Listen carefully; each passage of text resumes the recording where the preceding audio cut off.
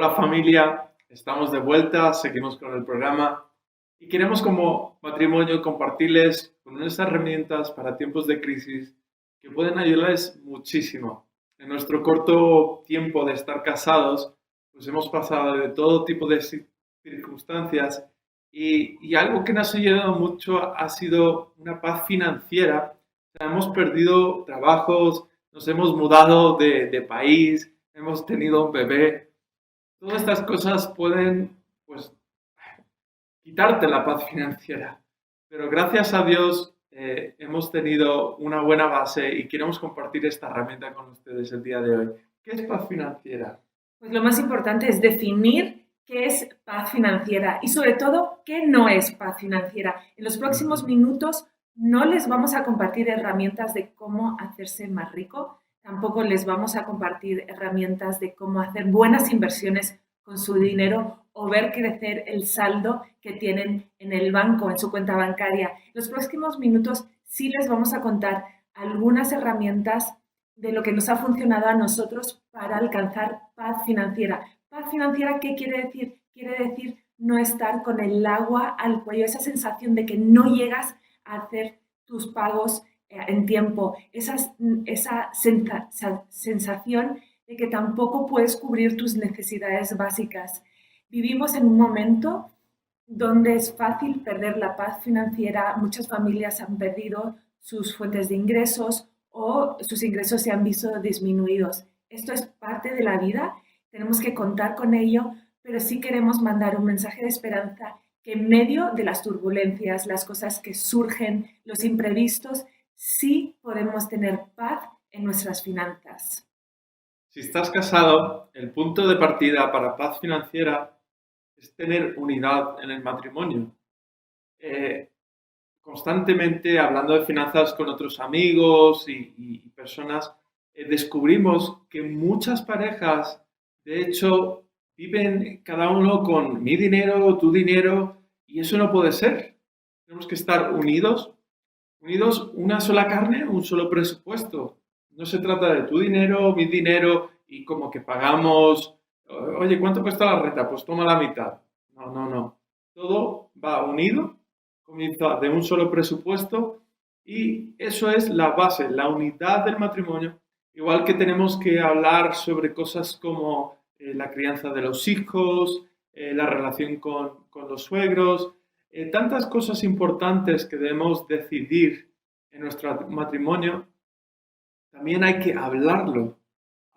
Si en ocasiones no hemos hablado de alguna cosa y de repente salen y nos enojamos o cualquier cosa, pero es porque no hemos hablado previamente de ello, no hemos preparado el camino para cuando surjan estas oportunidades o para que no tengamos paz, pues ya lo hemos hablado, estamos de acuerdo, tenemos esa unidad. Entonces también, muy importante, hablar del tema de las finanzas.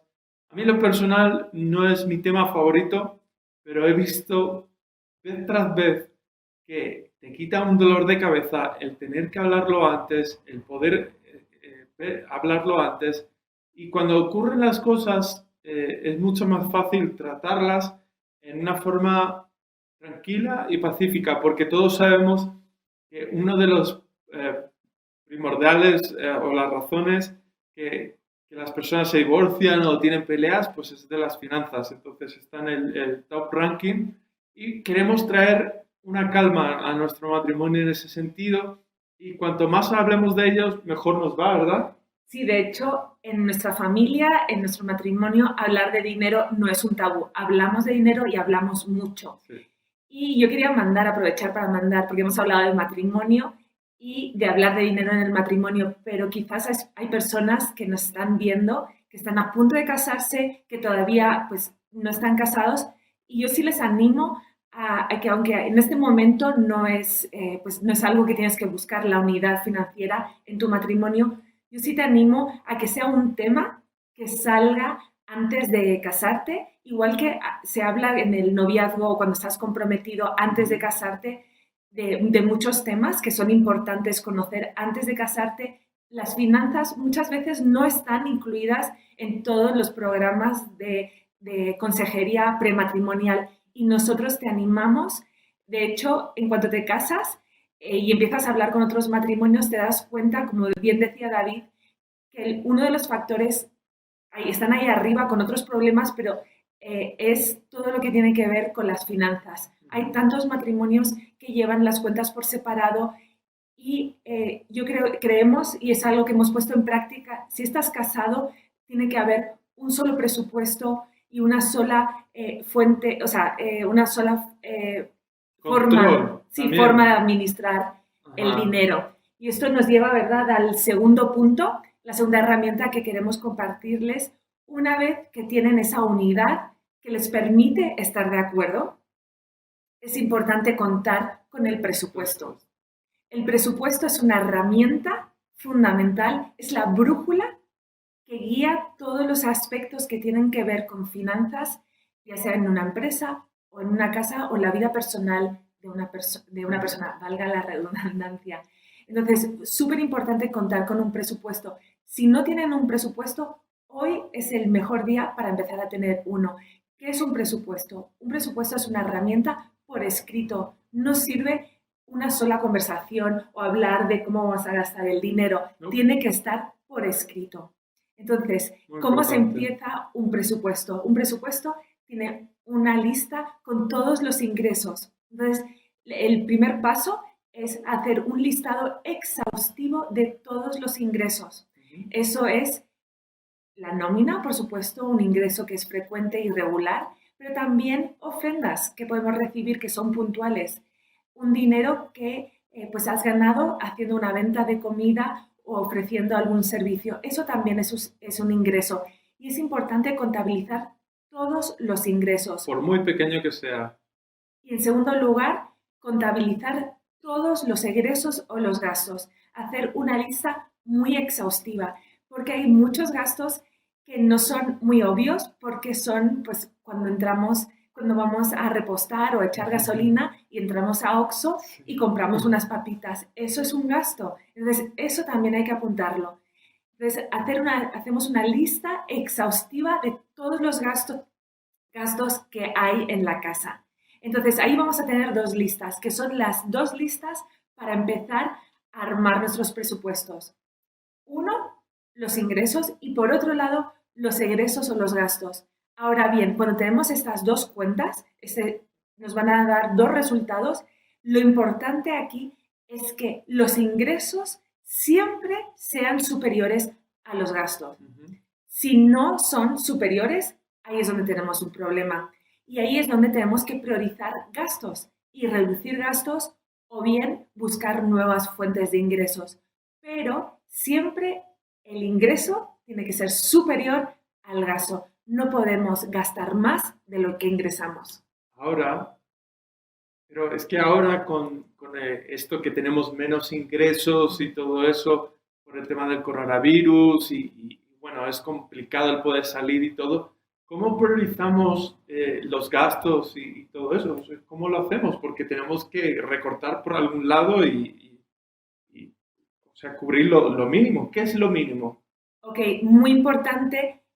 En este momento de crisis, si estamos hablando de herramientas para atravesar una crisis, necesitamos un nuevo presupuesto. Entonces, si no tenías un presupuesto, hazlo. Y ahora bien, si lo tienes, si tenías un presupuesto, si es un hábito en la forma en que gestionas tus finanzas, muy importante, rompe con ese presupuesto, deshazte de ese presupuesto.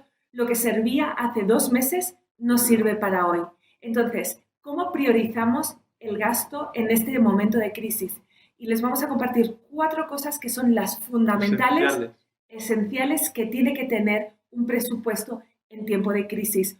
Número 1, tu gasto primordial, el más importante, es tu gasto de comida.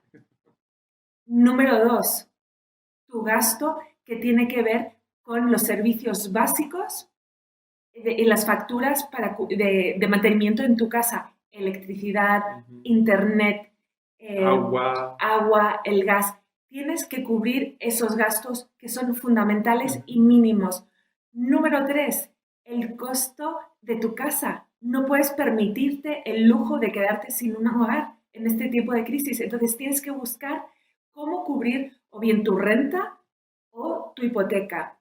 Muy importante ver también, si estamos viendo que eso es un problema, ver formas de negociar tanto con nuestro propietario de la casa o con el banco, retrasar el pago de la hipoteca. Eso es una opción. Muchos bancos están dando esa opción hoy en día. Y número 4, tienes que tener suficiente para cubrir tu gasto de transporte, ya sea para ir al trabajo, sobre todo, ya sea transporte público o gasolina. Entonces, esos son los 4 gastos primordiales. Si no llegamos a cubrir estos gastos, ¿qué tipos de recursos o qué podemos hacer? Porque a veces es que no llegamos. Es verdad que aun reduciendo todos los gastos y quedándote con los 4 gastos mínimos que hemos visto: comida, servicios básicos, hogar, el precio de lo que cuesta la casa donde vives, y el transporte. Es verdad que hay familias que no llegan a esos 4 mínimos. Ahora bien, ahí es donde tienes que buscar una nueva fuente de ingresos. Eso puede suponer buscar un trabajo a tiempo parcial. Hoy en día, aún en tiempos de crisis, hay muchas empresas que están buscando empleados. Entonces, no todo el mundo está despidiendo. Hay empresas de algunos sectores que están buscando contratar personal. Así que buscar trabajo también puede ser hacer una venta de algo que nos sobra en casa. En muchos hogares hay 2 televisiones. ¿Por qué no vendes una? También puedes vender pues una bicicleta que ya tus hijos dejaron de usar y la tienes en el garaje, Un o celular también que un no estés celular usando. antiguo. Haz una venta de algo que ya no uses. Y número 3 o 4 puede ser o vender comida o también ofrecer un servicio. Hay muchos profesionistas, gente que tienen un talento, algo que pueden ofrecer, porque hay muchas personas que están dispuestas a pagar por recibir lo que tú tienes para ofrecer. Así que busca una nueva fuente de ingresos. Ahora bien, si estás en el polo opuesto y eres una persona que puedes cubrir lo mínimo y encima te sobra dinero, tus ingresos siguen siendo estables y dan para cubrir lo mínimo y todavía te sobra. En ese caso, ¿qué hacemos con el dinero que te sobra? Pues muy importante en este tiempo de crisis, ahorrar, destinar un ahorro especial por si surge una emergencia en los próximos meses. También ser generoso. Seguro que hay personas a tu alrededor, ya sean de tu familia, de tu iglesia, que están pasando una necesidad. Entonces es muy importante tener ese dinero disponible para poder seguir ahorrando, para cubrir tus propias necesidades o emergencias que pueden surgir, o seguir siendo generoso. Y también muy importante, salda cualquier deuda que Sí. tengas. Si tienes una deuda y te sobra dinero, deshazte de esa deuda. Una deuda siempre es algo que tienes en el pasado que no te deja mirar o planificar el futuro. Así que destina un importe de dinero a saldar esas deudas. Gracias a Dios, es una bendición enorme. Nosotros no tenemos ninguna deuda, sea con tarjeta de crédito, de coche, nada. Entonces, la verdad que es un desahogo enorme y lo que puedas ir aportando, ve aportándolo, por muy pequeño que sea, ejercer ese músculo de estar poniendo y guardando, tanto ahorrando, pero pagando la deuda, aunque sean 100 pesos, aunque por muy pequeño que sea, el músculo de ir ahorrando e ir dando, tanto de generosidad, pero también, pues eso, pagando la deuda. Hablando de deudas, de todas estas cosas, también me viene a la mente el tener un fondo de emergencia. Pues, ¿qué es un fondo de emergencia? Primero, definir qué es una emergencia. ¿Qué es una emergencia? Si, por ejemplo, no sé, la llanta se me revienta, ¿es una emergencia? No, porque la llanta del coche sí o sí en algún momento se te va a Se va ponchar desgastando, ¿no? o vas a tener que cambiar las llantas de tu coche. Entonces, eso no es una emergencia. ¿Por qué? Porque tenemos que tenerlo previsto. Igual que cuando llega la factura del seguro del coche. Eso tampoco es una emergencia. Aunque nos pille de sorpresa, no debería, porque va a llegar sí o sí todos los años. Entonces, ¿qué es una emergencia? La palabra clave es algo imprevisto, algo que no va a suceder. Por ejemplo, si después de 4 o 5 años necesito una nueva computadora, no es una emergencia. Cosas así, ¿no? Que no son previstas, pues puede ser una muerte familiar, donde tengas que viajar, alguna enfermedad, sea personal o algo de un familiar que quieras, pues Una emergencia también es cuando pierdes un vuelo y te quedas a nosotros nos ha pasado, por y te cierto. quedas varado una noche en una ciudad desconocida donde no puedes llamar a Sí. nadie. ¿Qué haces? Tienes que quedarte en un hotel. ¿Cuántas personas les ha pasado eso? Y de repente es, no tengo dinero para pagar esa noche de hotel. Eso es una emergencia y por eso necesitamos tener un fondo de emergencia. Un fondo de emergencia en México se recomienda que sea un fondo de unos 10.000 pesos, de 10.000 a 20.000. En España, si estás viendo eso desde España, o en Estados Unidos es importante que tengas un fondo de emergencia de por lo menos 1.000 euros o 1.000 dólares, que tengas apartado, pero que puedas acceder a ello fácilmente en caso que lo necesites. Pero eso parece mucho, o sea, $1.000 o 10.000 pesos, eso no se hace de la noche a la mañana. No, no se hace de la noche a la mañana, pero sí puedes empezar hoy a Sí. armar tu fondo de emergencia. Tu fondo de emergencia es una herramienta que te va a traer paz el día que surja cualquier emergencia o que se te rompa el calentador del agua. Eso Ujú. pasa y eso es un gasto que no son 10.000, pero a lo mejor pueden ser 3.000, 4.000, 5.000 pesos. Entonces, por eso necesitas que tu fondo de emergencia sea de por lo menos 1.000 euros o 10.000 pesos, porque las emergencias son parte de la vida.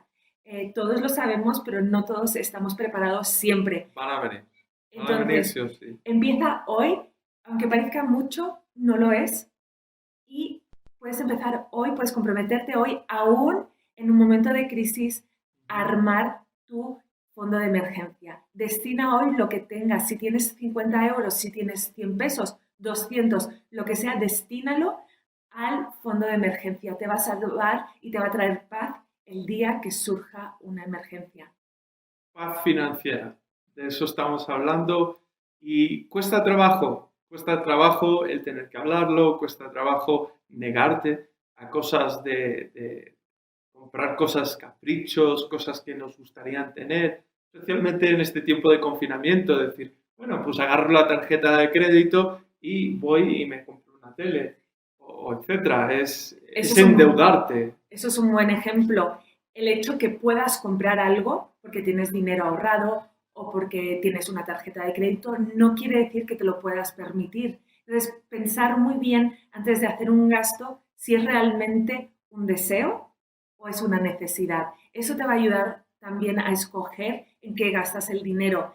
Es algo que nos preguntamos Ujú. muchas veces antes de hacer un gasto. ¿Es un deseo? Los deseos son buenos, pero no son necesidades.